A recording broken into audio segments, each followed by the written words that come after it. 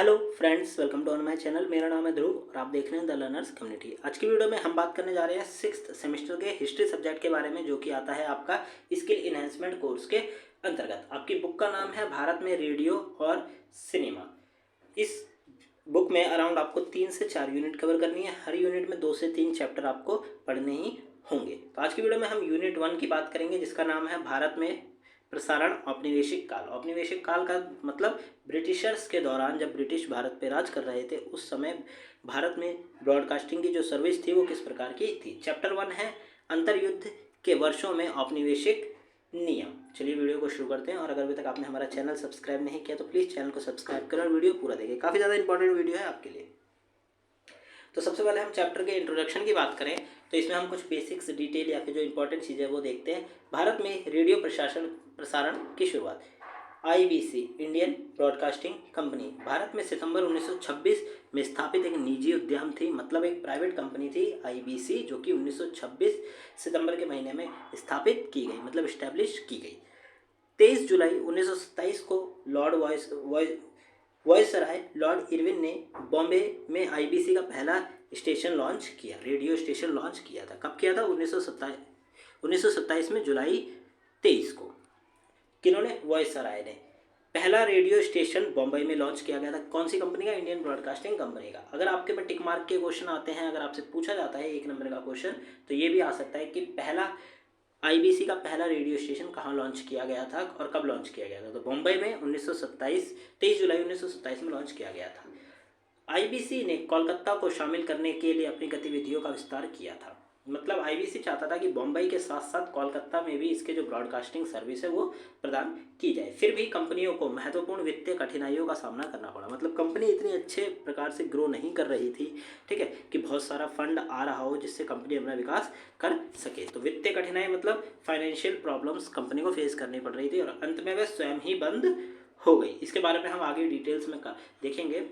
अगस्त 1935 में सरकार ने AIR, जिसको शुरुआत में अखिल भारतीय रेडियो के नाम से भी जाना जाता था, लॉन्च किया। और BBC, ब्रिटिश ब्रॉडकास्टिंग कंपनी के एक कर्मचारी, BBC ब्रिटिश में, मतलब ब्रिटेन में ब्रिटिश ब्रॉडकास्टिंग कंपनी के नाम से जानी जाती थी।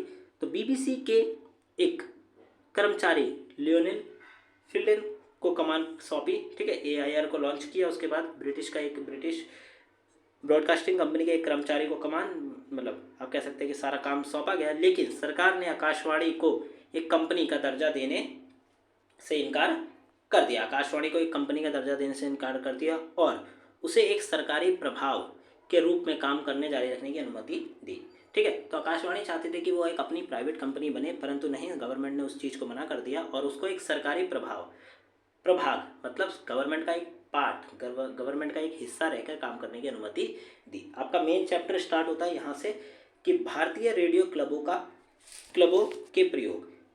रेडियो प्रसारण का प्रयोग 1920 के दशक के शुरुआत से ही हो रहा था। रेडियो प्रसारण का पहला प्रयास टाइम्स ऑफ इंडिया ग्रुप द्वारा अगस्त 19 पोस्ट और टेलीग्राफ डिपार्टमेंट के सहयोग से बम्बई कार्यालय में किया गया था। अब देखिए, तो भारत में जो रेडियो का आप कह सकते हैं कि प्रसारण, मतलब रेडियो पे जो सिग्नल्स का ब्रॉडकास्टिंग का काम है वो बहुत लंबे टाइम से ही चला आ रहा था, 1920 के दशक से ही, ठीक है।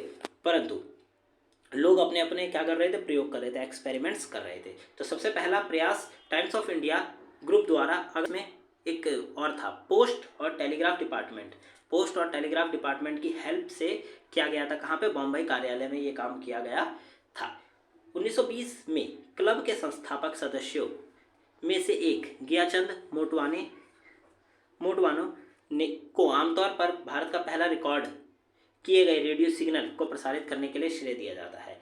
तो 1920 में एक क्लब के संस्थापक, 1920 में जो क्लब थे टाइम्स ऑफ इंडिया का, ठीक है, तो उस क्लब के संस्थापक सदस्यों में से एक गियाचंद मोटवाने को आमतौर पर क्या कहा जाता है कि उन्होंने भारत में पहले रिकॉर्ड किए गए सिग्नल, मतलब जो सिग्नल भेजे जा रहे थे उसको रिकॉर्ड करने का पहला प्रोत्साहित दिया जाता है। आगे बात करें, प्रसारण स्टेशन स्थापित करने के लिए लाइसेंस के लिए कई आवेदन प्रस्तुत किए गए थे, जिसमें से एक FI रेशर, प्रबंधक निर्देशक, Indian state and eastern agency limited, Bombay से था। अब देखिए, प्रसारण स्टेशन स्थापित करने के लिए, मतलब ब्रिटिशर्स के टाइम में या फिर करंट में भी आप देखेंगे तो अगर आपको कोई ब्रॉडकास्टिंग सर्विस स्टार्ट करनी है तो आपको गवर्नमेंट के थ्रू क्या लेना पड़ेगा, लाइसेंस लेना पड़ेगा। वो लाइसेंस की एक लिमिटेड होती है और उस लाइसेंस के लिए फंडिंग दी जाती है, ठीक है, गवर्नमेंट को। तो इसका क्या काम था कि उस समय लाइसेंस को लेने के लिए कई आवेदन आए थे, मतलब लोग आवेदन कर रहे थे कि आप गवर्नमेंट हमें भी लाइसेंस सर्विस प्रोवाइड करे या फिर और चीज़ें। तो जिनमें से एक आप कह सकते हैं FE रेशर, प्रबंधक निर्देशक, Indian state and eastern agency limited, Bombay से था। तो एक जो आवेदन आया था वो बॉम्बे से भी आया था, बॉम्बे से आया था, किसके द्वारा, FE रेशर के द्वारा, सॉरी। फिर ऐसा प्रतीत होता है कि यह कंपनी तकनीकी स्तर पर मॉर्गन कंपनी के साथ संबंध रखती थी। तो अब ये देखिए, ये वाला जो शब्द है ना, मार्कोनी, ये शब्द आप कह सकते हैं कि यह एक व्यक्ति है जिसने सबसे पहले रेडियो सिग्नल्स को इजाद किया, मतलब वो ट्रांसमीटर बनाए जो कि सिग्नल भेजेंगे और रिसीव करेंगे, यह वह व्यक्ति था। तो इस व्यक्ति के कंपनी के साथ क्या थे, संबंध थे। ब्रिटिश सरकार ने प्रसारण करने वाले क्लबों को मंजूरी देने के लिए लाइसेंस देने की शुरुआत करी। फिर गवर्नमेंट ने क्या करा कि अब गवर्नमेंट ने एक तरीका अपना लिया कि जो भी व्यक्ति या फिर जो भी क्लब ब्रॉडकास्टिंग का काम करेगा उसको एक लाइसेंस दिया जाएगा, जिसकी एक लाइसेंस की एक डेट होगी। उस डेट के बाद वो लाइसेंस किसी काम का नहीं रहेगा, इसीलिए उस क्लब को वो लाइसेंस दोबारा से रिन्यू कराना होगा। तो गवर्नमेंट ने ये पहल चालू करी। फिर आगे आते हैं कि सरकार ने ब्रिटेन में प्रसारण की स्थिति की जांच करने के लिए और उनके निष्कर्षों के आधार पर सुझाव देने के लिए साइक्स समिति की स्थापना की थी। अब ब्रिटिश गवर्नमेंट जो थी उसने क्या करा कि ऑलरेडी ब्रिटेन में क्या ब्रॉडकास्टिंग का काम चल रहा था, तो सरकार ने ब्रिटेन में जो प्रसारण हो रहा है, जो ब्रॉडकास्टिंग हो रही है, उसकी अच्छे प्रकार से जांच करने के लिए और ठीक है, और किस प्रकार ये सुविधाएं चल रही हैं ब्रिटेन में, उस सब की जानकारी प्राप्त करने के लिए एक समिति बनाई जिसका नाम था साइक्स समिति। इसकी स्थापना की गई 1 नवंबर 1923 को। सरकार द्वारा 2 अक्टूबर 1923 लंदन टाइम्स से समिति की रिपोर्ट और प्रासंगिक कतरन प्राप्त करने के बाद एक अत्यंत लाइसेंस का मसौदा तैयार किया गया। मतलब कि एक रिपोर्ट आई वहाँ से 1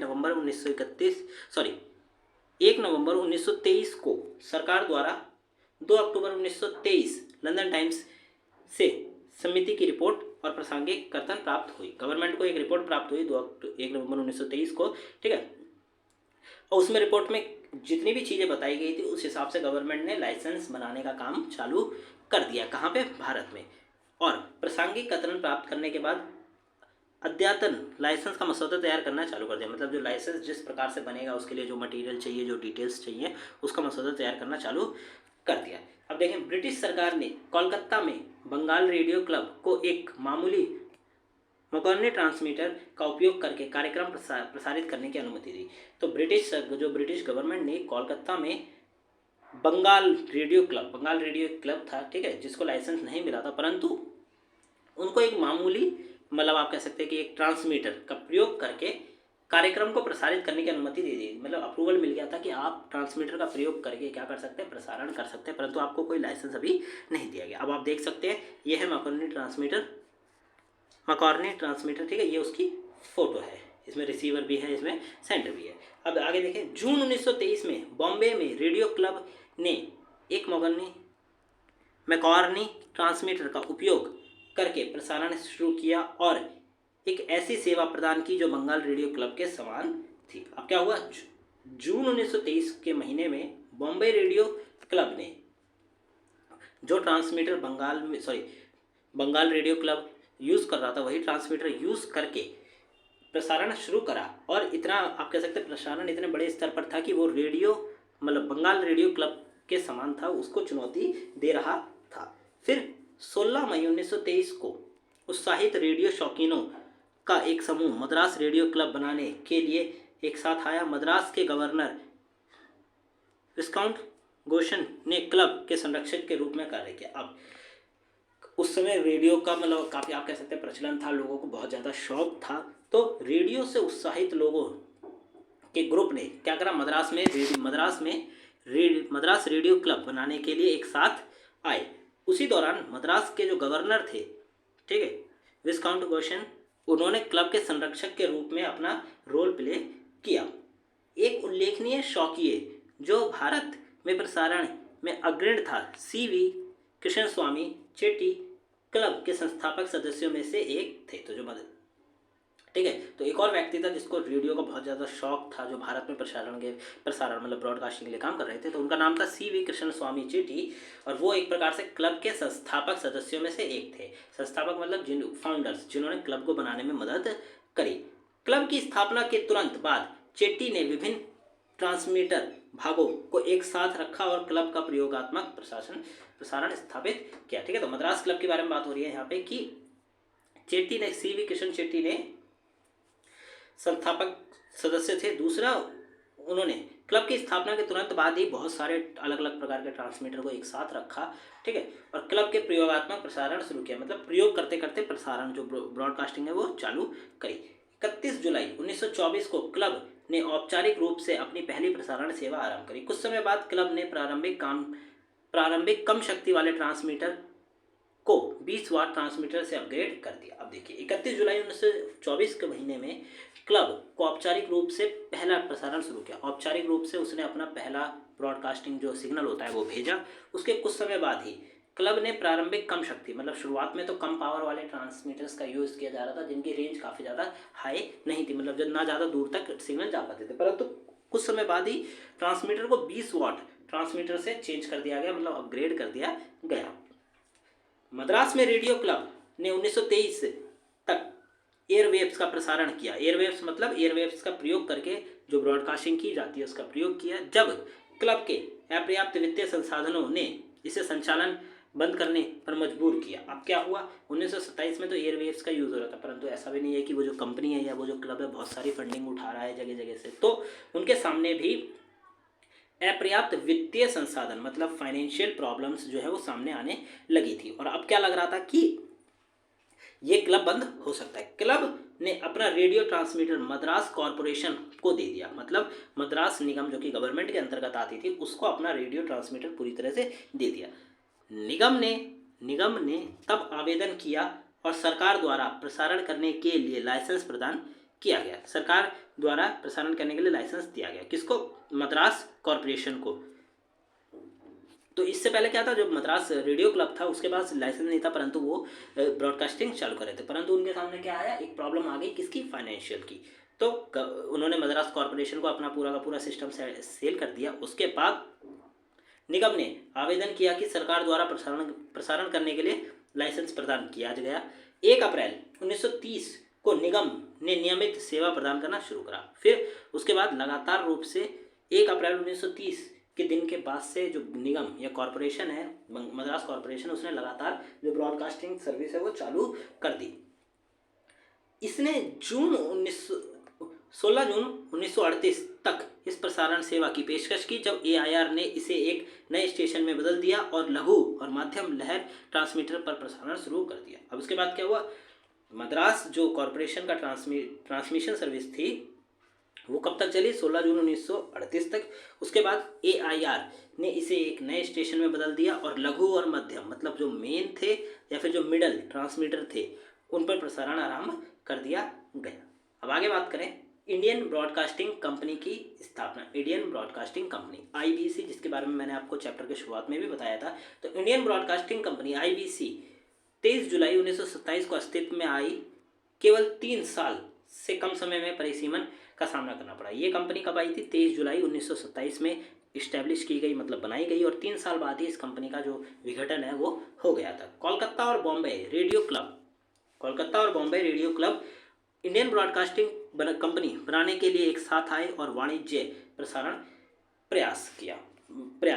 मतलब कोलकाता और बॉम्बे के जो रेडियो क्लब थे वो एक साथ आए, उन्होंने एक साथ मिलकर IBC का निर्माण किया। इस उद्यान में मैकॉर्नी कंपनी एक महत्वपूर्ण भागीदारी थी। ठीक है, मैकॉर्नी कंपनी जिसके आप कह सकते हैं ट्रांसमीटर बना करते थे, वो कंपनी इसमें सबसे ज़्यादा महत्वपूर्ण थी। वॉयसराय लॉर्ड इरविन ने 23 जुलाई 1927 को बॉम्बे में IBC का पहला स्टेशन लॉन्च किया, जिससे भारत में संगठित प्रसारण की शुरुआत की गई। अब आप देख सकते हैं यहाँ पे थोड़ी डेट्स में अदला बदली है, क्योंकि अगर आप इंटरनेट पे इन टॉपिक्स के बारे में जानकारी प्राप्त करेंगे तो वहाँ पे आपको इनके बारे में ज़्यादा जानकारी नहीं मिलेगी। ठीक है, तो डेट्स में आपको फेरबदल देखने को मिल सकता है, परंतु अगर आप महीना और साल भी सही लिखते हैं तो आपके जो नंबर है वो काफ़ी अच्छे आएंगे। तो आपको डेट्स में महीना और साल को बिल्कुल करेक्ट याद रखना है। तो क्या हुआ, लॉर्ड इरविन ने 23 जुलाई 1927 को बॉम्बे में आईबीसी का पहला रेडियो स्टेशन लॉन्च किया, जिससे भारत में संगठित प्रसारण शुरू हुआ। मतलब भारत में संगठन के रूप में एक जो प्रसारण आरंभ होता है वो चालू हुआ। आगे देखें, मार्च 1926 में इंडिया ब्रॉडकास्टिंग कंपनी या फिर इंडियन ब्रॉडकास्टिंग कंपनी बनाई गई और कंपनी ने 13 सितंबर 1926 को प्रसारण करने के लिए लाइसेंस सरकार के द्वारा प्राप्त कर लिया। अब क्या हुआ, आईबीसी को 13 सितंबर 1926 को गवर्नमेंट के द्वारा लाइसेंस मिल गया, किस चीज़ का, ब्रॉडकास्टिंग करने का। इस कंपनी ने बॉम्बे और कोलकाता में 1.5 किलोवाट क्षमता वाले ट्रांसमीटर लगाए थे। तो इस कंपनी ने क्या करा, बॉम्बे और कोलकाता में, जहाँ पे जैसे बॉम्बे रेडियो क्लब और कोलकाता रेडियो क्लब एक साथ आए थे, तो इसी प्रकार बॉम्बे और कोलकाता में 1.5 किलोवाट के जो क्षमता होती है, कैपेसिटी वाले ट्रांसमीटर को लगाया। इन केंद्रों से लगभग 55 किलोमीटर के दायरे में कार्यक्रम आसानी से सुने जा सकते थे। इस तरह भारत में प्रसारण की आरंभ हुआ, मतलब शुरू हुआ। अब देखिए, मतलब कि जहाँ पे ट्रांसमीटर लगाए गए उसके 55 किलोमीटर के दायरे में, ठीक है, इन केंद्रों, ये जो 2 केंद्र थे, इनके 55 किलोमीटर के दायरे में कार्यक्रम, जो भी शो ब्रॉडकास्ट किया जा रहा है, वो काफ़ी आसानी से लोगों के द्वारा सुना जा सकता था। और इस तरह से क्या हुआ, भारत में प्रसारण जो ब्रॉडकास्टिंग है वो शुरू हुई।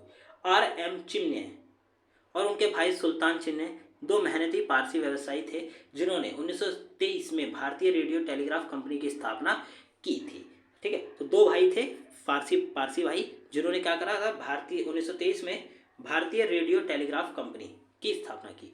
25 जुलाई 2024 को निगम के आधिकारिक तौर पर ब्रिटिश सरकार के साथ पंजीकृत किया गया। अब क्या हुआ, जो भारतीय रेडियो टेलीग्राफ कंपनी है उसको 25 जुलाई 1924 को निगम, जो कॉरपोरेशन है, उसने आधिकारिक तौर पर, मतलब ऑफिशियली रूप से अपने, मतलब रजिस्ट्रेशन होता है ना हर एक चीज़ का, तो रजिस्टर कर लिया गया था। 1925 में चिमने बंधुओं, जो भाई हैं, चिमने भाइयों ने मकरनी कंपनी की रेडियो तकनीकी खरीदी और पूना में ट्रांसमीटर लगाए। तो 1925 में दोनों भाइयों ने क्या करा, जो ट्रांसमीटर कंपनी थी, मैकॉर्नी कंपनी, उससे रेडियो की तकनीक खरीदी और उसको कहाँ लगाया, पुणे में स्थापित किया। इंडियन रेडियो टेलीग्राफ कंपनी ने इंडियन ब्रॉडकास्टिंग कंपनी के रूप में जाने जाने वाली एक नई कंपनी की स्थापना में महत्वपूर्ण भूमिका निभाई, जिसे आधिकारिक तौर पर 1 जुलाई 1926 को सरकार ने पंजीकृत किया था। तो इंडियन रेडियो टेलीग्राफ जो कंपनी है, जिसको 2 भाइयों ने शुरू किया था, पारसी भाइयों ने, ठीक है, उस कंपनी ने क्या करा, इंडियन ब्रॉडकास्टिंग कंपनी IBC, ठीक है, IBC के निर्माण में या फिर उसकी स्थापना में एक महत्वपूर्ण भूमिका भी निभाई थी, जिसे आधिकारिक तौर पर कब एक साथ कर लिया गया, मतलब पंजीकृत कर लिया गया, रजिस्टर्ड कर लिया गया 1 जुलाई 1926 को सरकार के द्वारा।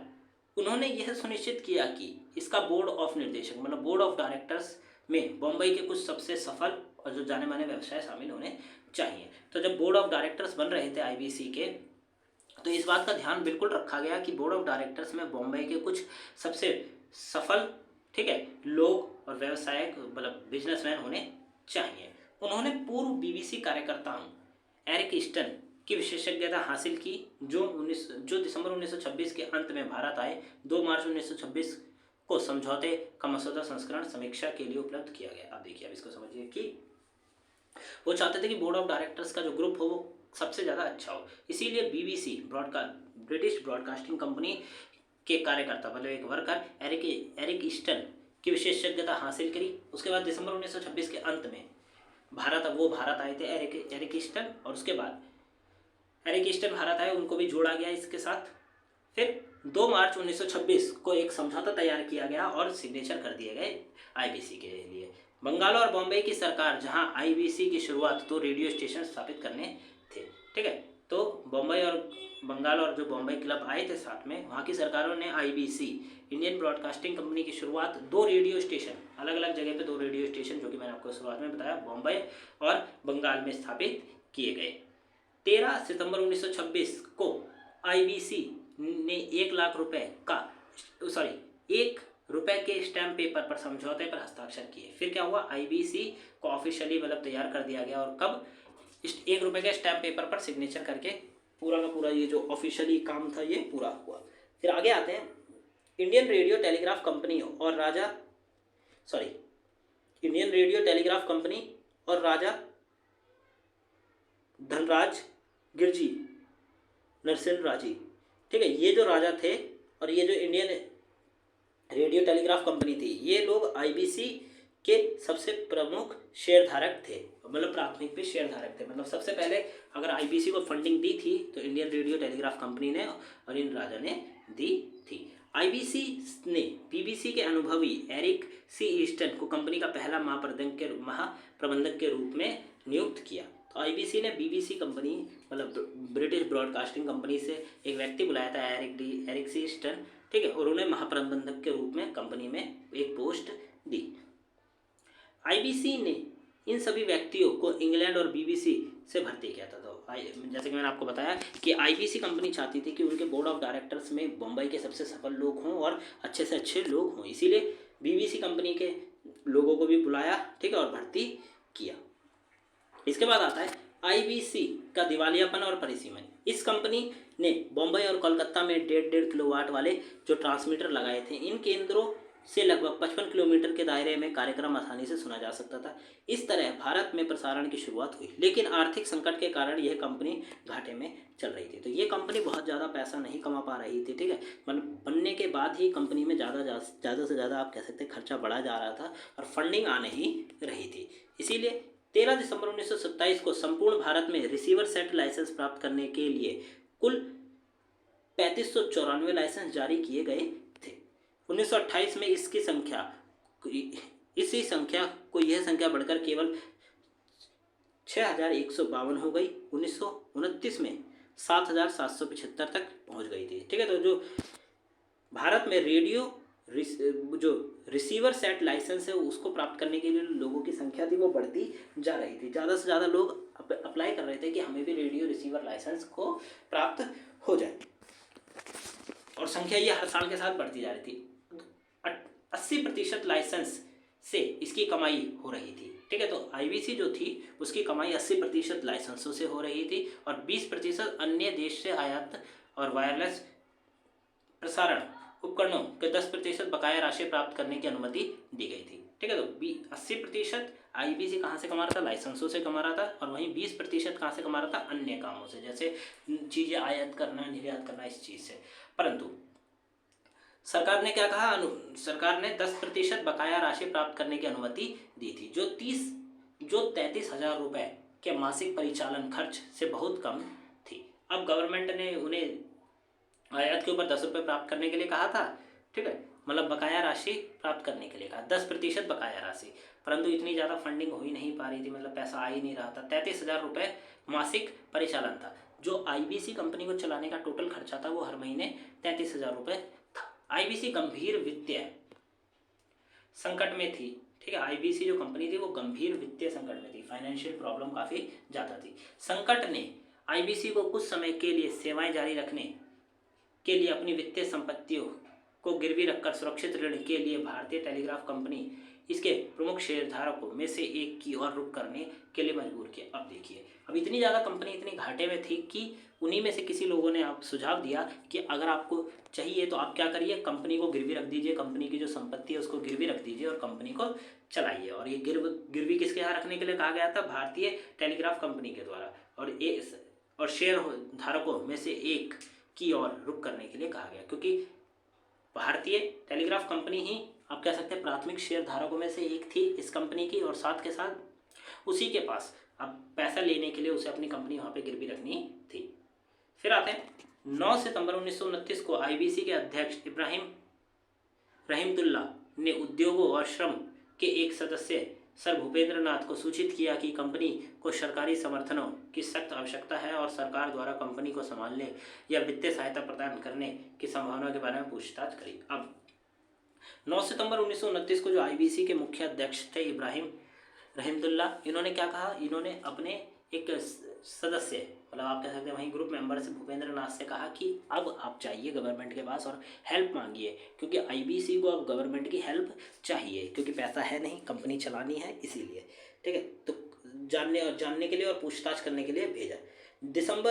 जनवरी 1930 में सरकार ने कंपनी को अपने निर्णय के बारे में सूचित किया। तो जनवरी 1930 में सरकार ने अपना जो रिजल्ट है या जो निर्णय है वो कंपनी के बारे में बताया, जिसमें कहा गया कि वह अनिच्छुक हैं और कोई वित्तीय अन्य सहायता देने में असमर्थ है। तो ब्रिटिशर्स ने बोला कि हमारे पास मतलब हम आपकी हेल्प नहीं कर सकते, ठीक है, वित्तीय रूप से। कंपनी ने 1 मार्च 1930 को स्वेच्छा से खुद को भंग कर लिया और निर्णय तुरंत प्रभावी में लागू हो गया। फिर 1 मार्च 1930 को ये कंपनी पूरी तरह से आप कह सकते हैं खत्म हो गई, भंग हो गई। आईबीसी के बंद होने के बाद लोगों ने सरकार से आवेदन किया कि सरकार आईबीसी चलाने के लिए कुछ कार्य करे। तो क्या हुआ, अब जब आईबीसी बंद हो गई तो लोगों ने गवर्नमेंट से कहा कि सर मतलब government IBC Indian broadcasting company को चलाने के लिए क्या करे, कुछ काम करे। 23 फरवरी 1930 को स्थायी वित्तीय समिति की बैठक के परिणाम स्वरूप प्रसारण की खरीद और संचालन के लिए विस्तृत सिफारिश की मंजूरी की गई। फिर एक बैठक हुई 23 फरवरी 1930 को एक वित्तीय बैठक हुई, मतलब फाइनेंशियल जो रिलेटेड बैठक होती है उसमें, और परिणाम स्वरूप प्रसारण की खरीद और संचालन के लिए विस्तृत सिफारिश की मंजूरी की गई।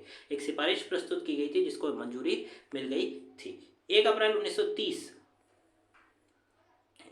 1930 को सरकार ने भारतीय राज्य प्रसारण सेवा ISBS Indian state broadcasting service की स्थापना करके आईबीसी पर नियंत्रण कर लिया। अब क्या हुआ, आईबीसी पर नियंत्रण रहा और एक तरह से उसका नाम चेंज करके क्या कर दिया गया, ISBS कर दिया गया। आगे देखें, 1927 में आईबीसी का मासिक बजट 33,000 रुपये था, लेकिन 1929 में कंपनी ने वित्तीय बाधाओं के कारण इस राशि को घटाकर 24,000 रुपये कर दिया। अब क्या हुआ कि 1927 में जो इंडियन ब्रॉडकास्टिंग कंपनी है उसको चलाने का जो फंड था प्रति महीने का वो था 33,000 रुपये। 1929 में कंपनी ने इसको कम करके क्या कर दिया, घटाकर 24,000 रुपये तक ला दिया। 1930 में सेवा का नियंत्रण संभालने पर सरकार ने अधिक कटौती की, जिससे मासिक राशि 22,000 रुपये तक आ गई थी। ठीक है, तो सबसे पहले 33,000 थी, 33,000 कट करने के बाद 24,000 तक आए, और फिर जब गवर्नमेंट ने उस कंपनी को एक्वायर कर लिया तो उतनी बड़ी रकम को भी काट के क्या कर दिया गया, 22,000 रुपये कर दिया गया। ब्रिटिश सरकार ने इस सुझाव को अव्यावहारिक पाया कि निजी कंपनी रेडियो प्रसारण कर सकती है। अब देखिए, ब्रिटिश सरकार ने, क्योंकि कई सारी निजी कंपनियां क्या मांग रही थी, लाइसेंस मांग रही थी ब्रॉडकास्टिंग करने के लिए, तो सरकार ने ये सोचा और इसको अव्यावहारिक माना कि कोई भी निजी कंपनी क्या कर सकती है, ब्रॉडकास्टिंग का काम कर सकती है। 5 मई 1932 को सरकार ने निष्कर्ष निकाला कि ISBS को राज्य के नियंत्रण में काम करना जारी रखना चाहिए। ठीक है, इंडियन स्टेट ब्रॉडकास्टिंग जो कंपनी है सर्विस को राज्य के नियंत्रण, मतलब जो जिस राज्य में उसका स्थापित है, अदरवाइज आप कह सकते हैं कि सेंट्रल के अंतर्गत नियंत्रण रहकर काम करना जारी रखना चाहिए। 1930 से 31 और 3334 के बीच के 4 वर्षों में सभी स्रोतों से कुल आय बढ़कर 12,88,000 हो गई थी। ठीक है, गवर्नमेंट ने जब उस कंपनी को एक्वायर कर लिया तो जो आप कह सकते हैं 4 साल में जो टोटल कमाई हुई थी वो 12,88,000 रुपये के प्रसारण पर खर्च किए गए, और इस अवधि में 10,61,000 रुपये का लाभ हुआ। ठीक है, इतना टोटल कमाया, ठीक है, और इतने का लाभ हुआ, एक प्रकार से इतने का लाभ हुआ और इतने का जो व्यय है वो हुआ, खर्च हुआ। ठीक है, तो 12,88,000 रुपये टोटल कमाए थे, जिसमें से 10,61,000 का खर्चा हुआ और इतने पैसे बच गए थे, मतलब इतना पैसा का लाभ हुआ। ISBS ने दिल्ली में एक रेडियो स्टेशन स्थापित करने के लिए 2,50,000 रुपये के अनुदान की मंजूरी दी और सेवा का नेतृत्व करने और इसके विकास में सहायता करने के लिए अनुभवी BBC कर्मचारी को नियुक्त करने का प्रयास किया। तो इंडियन स्टेट ब्रॉडकास्टिंग जो सर्विस थी उसने दिल्ली में रेडियो स्टेशन की स्थापना करी। कब, मतलब कितने रुपए में, 2,50,000 रुपये में अनुदान देकर मंजूरी दी गई। साथ में वहाँ पर निगरानी करने के लिए BBC कर्मचारी को भी नियुक्त किया गया, मतलब ब्रिटिश ब्रॉडकास्टिंग कंपनी से लोगों को बुलाया गया ताकि वो ध्यान दे सके। लियोनेल फील्डन और अखिल भारतीय रेडियो मतलब AIR, ISBS ने मार्च 1935 में प्रसारण नियंत्रक के पद की स्थापना करी। 1935 में आयुक्त ने ISBS के प्रसारण के पहले नियंत्रक के रूप में सेवा करने के लिए BBC के लिए काम करने वाले लियोनेल फील्डन को नियुक्त किया था। तो सबसे पहले नियंत्रक पद 1935 में बनाया गया था ISBS के द्वारा, ठीक है। और इस पद पर कौन बैठा? सबसे पहले लियोनल फिल्डन को नियुक्त किया गया था सबसे पहले। ब्रिटिश ब्रिटिश सरकार ने घोषणा की कि ब्रॉडकास्टिंग फंड को 1936 के बजट के हिस्से के रूप में 20 लाख रुपए का अतिरिक्त आवंटन मिलेगा, जिससे फंड और आवंटित कुल राशि 40 लाख रुपए हो गई थी, ठीक है।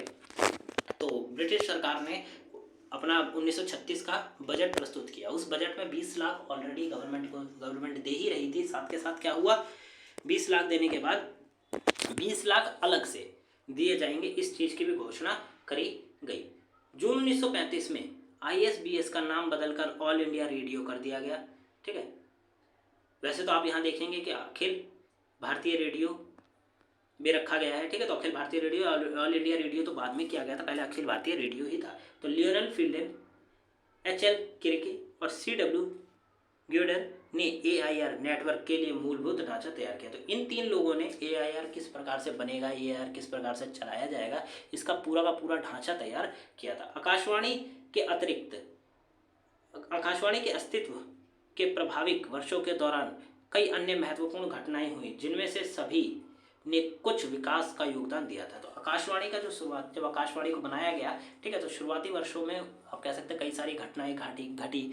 उसमें से ज़्यादातर घटनाएं इस प्रकार की थी जिन्होंने आकाशवाणी को विकास करने में मदद करी। 1935 में निजी कंपनियों ने पेशावर और इलाहाबाद में स्टेशन स्थापित किए, ठीक है। तो जो निजी कंपनियां थी 1935 में, उन्होंने अब अपने स्टेशन स्थापित करना शुरू कर दिया था। पेशावर और इलाहाबाद में ये काम हुआ। इन स्टेशनों ने स्पष्ट रूप से ग्रामीण आबादी के उद्देश्य और कार्यक्रम प्रसारित करने शुरू करा। तो ये जो स्टेशन लगाए गए थे, इन लोगों ने क्या सबसे पहले शुरू किया, ग्रामीण आबादी के उद्देश्य और कार्यक्रम, मतलब ग्रामीण आबादी से रिलेटेड जो कार्यक्रम थे उनको प्रसारित करना आरंभ किया। ये स्टेशन जिन्हें आकाशवाणी ने बाद में अपनी सेवा में शामिल किया, ग्रामीण कार्यक्रम की उत्पत्ति का प्रतिनिधित्व करते हैं। तो शुरुआत में जो स्टेशन, छोटे छोटे स्टेशन स्थापित किए गए, जो कि आप कह सकते हैं कि एक प्रकार से ग्रामीण लोगों के लिए कार्यक्रम को प्रस्तुत करते थे। आकाशवाणी ने बाद में इन जितने भी स्टेशन हैं उन्हें अपने अंतर्गत ले लिया, और ये जो स्टेशन है ये प्रतिनिधित्व करते थे, ठीक है, ग्रामीण कार्यक्रमों का। 1937 में आकाशवाणी ने केंद्रीय समाचार संगठन नामक एक समाचार एजेंसी की स्थापना की, जिसे बाद में समाचार सेवा प्रभाग कहा गया।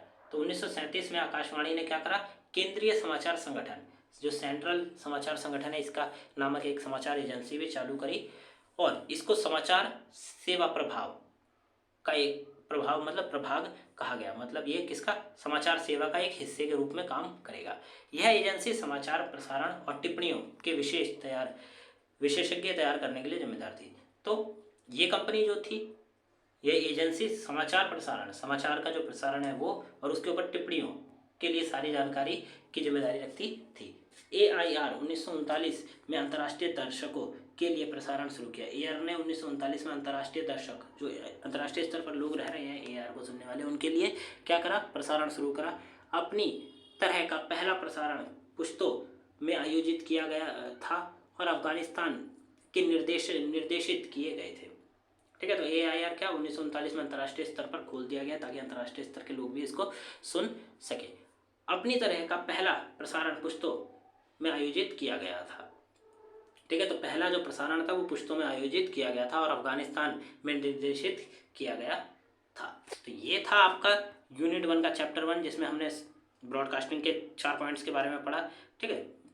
सबसे पहले हमने भारतीय रेडियो क्लब के बारे में जानकारी प्राप्त करी, उसके बाद हमने IBC इंडियन ब्रॉडकास्टिंग कंपनी के बारे में, उसके बाद ISBS, ठीक है, मतलब IBC का दिवालियापन निकल गया।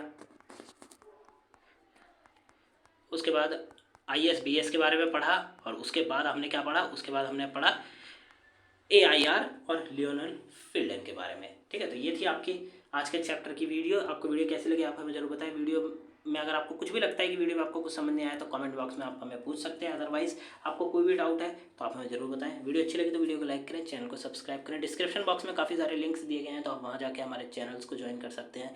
साथ के साथ एक लिंक दिया गया है जहाँ पर हम नोट्स प्रोवाइड करते हैं आपको ईमेल के थ्रू, ठीक है, तो उनको भी आप सब्सक्राइब कर लीजिए। मिलते हैं अगली वीडियो में। Thanks for visiting on my channel guys.